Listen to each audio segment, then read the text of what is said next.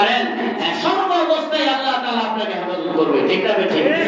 কোন মন্ত্রীর উপরে নয়, এমপির উপরে নয়, কে ক্ষমতায় গেল না গেল সেটা আপনার দেখার বিষয় না। সঠিকভাবে আপনার এই ভোটটা প্রয়োগ করতে হবে। ইনসাফ করনেওয়ালা যে দল হবে সে দলই আপনি সাপোর্ট করবেন। এটা যেখানে জুট করুক সেটা আপনার দেখার বিষয় না।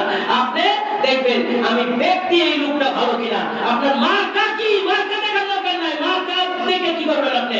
এই মার্কার মধ্যে তো ব্যাংক কেলেঙ্কারির লোক আছে।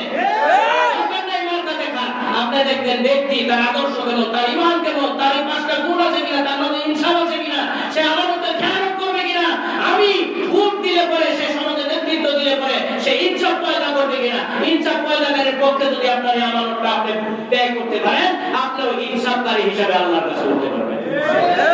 সাবধান, খুব সতর্ক, খুব সতর্কভাবে আপনার এটা কিন্তু আল্লাহর কাছে জবাব দেওয়া লাগবে।